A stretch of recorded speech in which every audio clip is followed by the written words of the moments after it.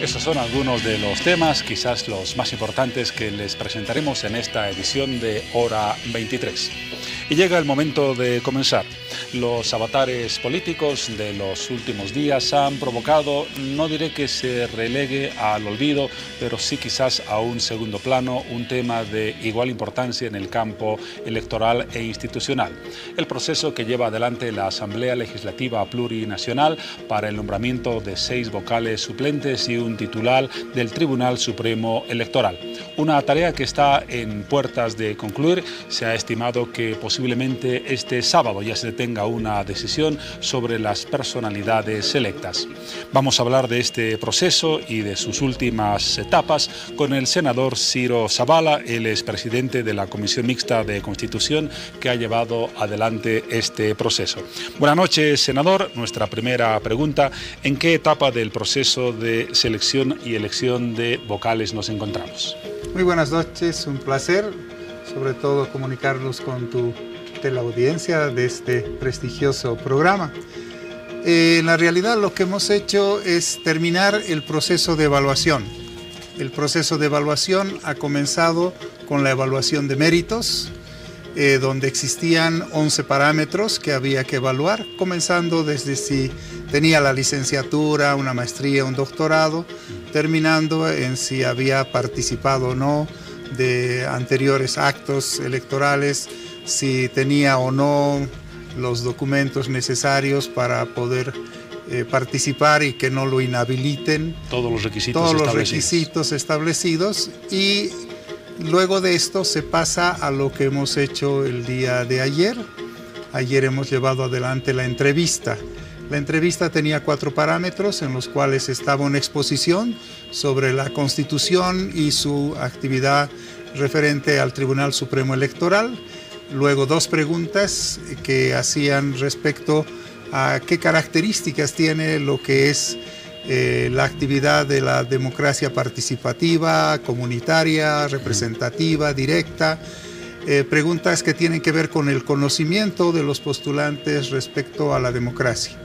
La siguiente preguntas, 2 otras nuevas preguntas, estaban más referidas a las características que tiene el llevar adelante un proceso electoral, y terminábamos con una exposición de parte de ellos, que esta exposición tenía que ser qué ellos creen que está mal o qué creen ellos como propuesta que mejoraría todo el proceso que hoy día se vive a nivel electoral. Se partió con 35 postulantes. Tras las etapas que usted ha mencionado, ¿cuántos han quedado habilitados para las siguientes? Primero partimos con 35 postulantes, 15 quedaron en el camino, 20 pasaron al proceso de evaluación, luego de todo los elementos que tiene la impugnación, tanto la impugnación del postulante a nosotros, de la población hacia los postulantes, entre los postulantes, y así sucesivamente se llevó adelante durante 4 días todo el proceso de las impugnaciones.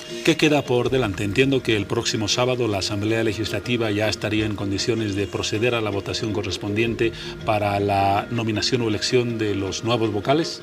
De los 35 quedaron 22 en el camino, de los 22 han quedado 12 y de los 12 deben ser llevados a la Asamblea para que en la Asamblea se haga la elección por voto. Quien tiene el mayor número de votos, él se convierte automáticamente en el vocal titular, y los 6 siguientes, solamente nos queda un titular por completar, y los 6 siguientes llegarían a ser aquellos titulares suplentes. De esa manera habría terminado el proceso y se supone que será, ahora estamos un poco más claros, nos hemos cruzado un poco con la interpelación a una ministra que existe y que se va a hacer el día sábado, y seguramente la sesión para la aprobación y el nombramiento de los vocales va a ser hecha la próxima semana, entre lunes o martes de la próxima semana. Y a continuación es la posesión de nuestros tribunales supremos electorales. Esto significa que la próxima semana, aún demorando el momento que usted nos menciona, ya tendríamos a nuevos vocales, particularmente la titular que completaría el cupo de autoridades en el Tribunal Supremo Electoral. En la realidad todos, no se los puede separar, sino es una forma totalmente continua, porque el número mayor de votos es el que se convierte en titular y a continuación los 6 siguientes mejor votados se convierten en suplentes. Pero el más votado es el que va directamente a trabajar. Directamente a hacer completa los 7 que corresponden a los vocales titulares. En el caso de los 6 suplentes, ya se ha aclarado esto, tienen derecho a cierta actividad laboral y deberían estar prestos, si las circunstancias así lo determinan, a una convocatoria para ocupar alguna posible acefalía. Quizás este es el cambio más importante, porque sí hay que entender que si tuvimos la renuncia masiva y solo quedó una sola suplente durante todo este tiempo, fue debido a que, bueno, por un lado no tenían opción a trabajar y por otro lado no recibían ningún salario y podían ser llamados en cualquier momento. Y bueno, suponemos que la esclavitud ya ha terminado en este país hace años y creímos que fue un error, obviamente, en el anterior llamamiento. Esto se lo ha mejorado, obviamente, por problemas de cuestiones de trabajo.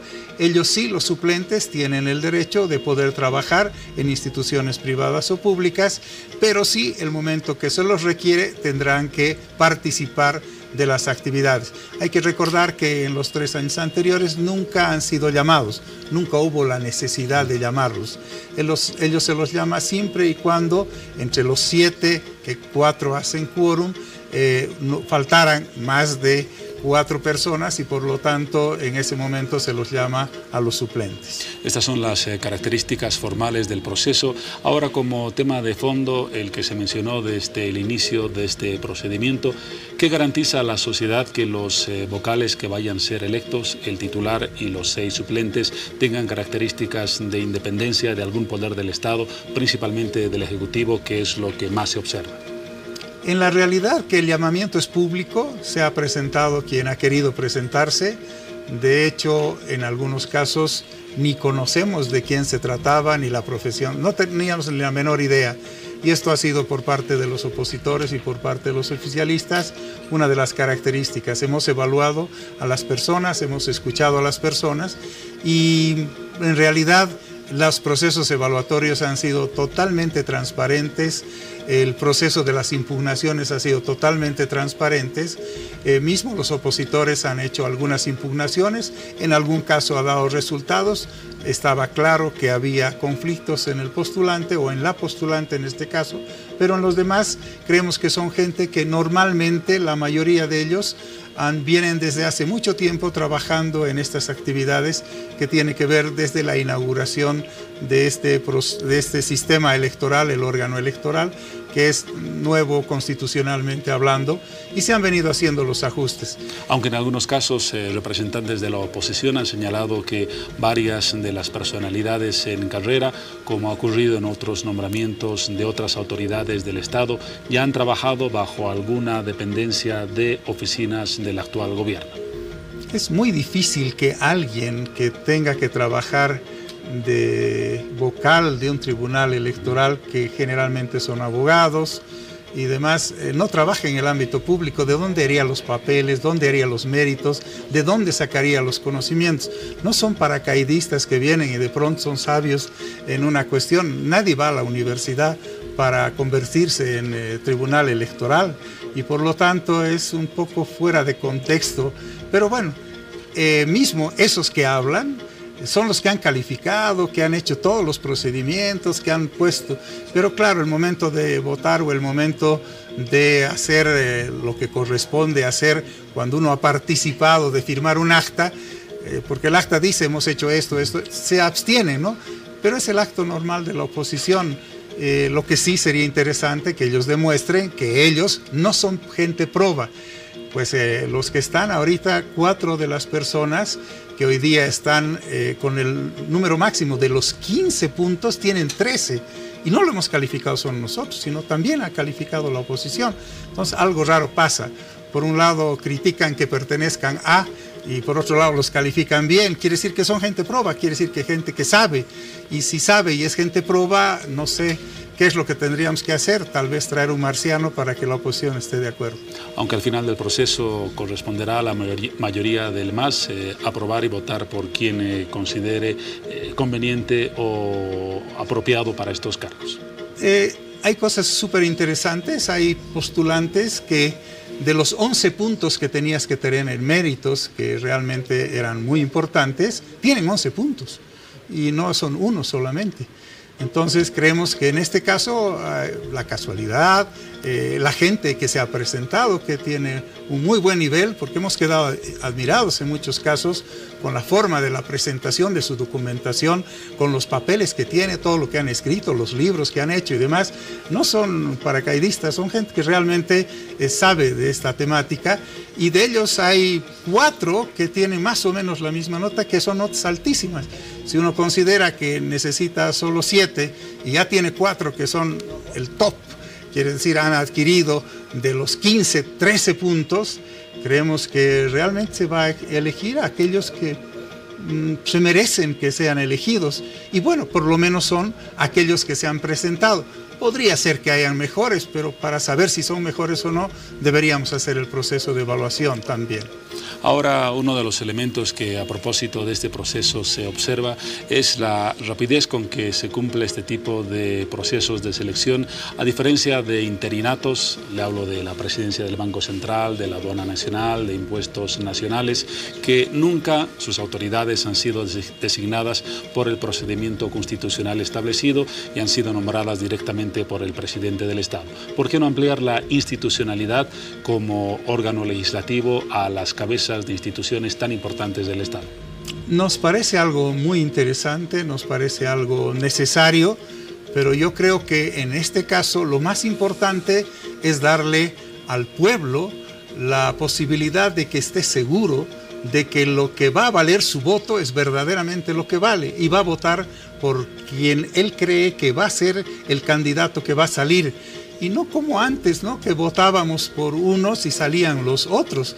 Votábamos por el primero y salía el tercero porque habían unos contubernios, unas cosas muy especiales del sistema anterior. Y esto, bueno, hoy día no sé si se va a discutir que en la persona que tenemos hoy día de presidente del Banco Central, o en el que teníamos, serán gentes que no tienen la capacidad o no tienen la formación o no tienen la posibilidad de ser gente que lleve adelante muy bien el Banco Central.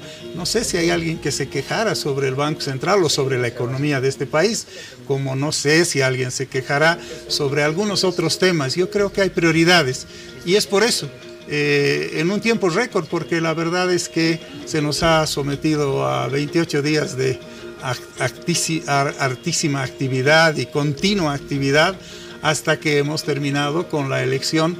El número de postulantes es un número interesante, también se dijo por parte de la oposición, tan poquititos es porque no confían, no aquí, no allá. De 7 cargos que hayan 35 personas de alto nivel que se presenten, yo creo que es algo interesante. A mí no me gustaría presentarme para que tenga 7 contendores solo por un carguito. Creo que, bueno, eso es lo normal. Siempre tenemos que entender que la oposición está para oponerse. De hecho, ellos me dicen a mí que a ellos les pagan para que se opongan y a mí me pagan para que yo trabaje.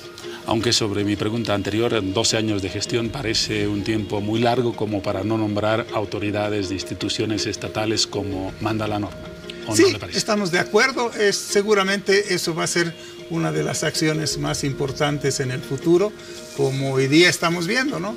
Hemos hecho un código del sistema penal, hemos tardado 4 años en hacerlo, más de 700 artículos, y bueno, en una semana se ha ido por la borda, simplemente por temas que no tienen nada que ver con el manejo de la justicia como corresponde, sino como algunos intereses particulares de algunas instituciones, entre comillas, ¿no? Y yo creo que esas cosas hacen también que tengamos algunos conflictos.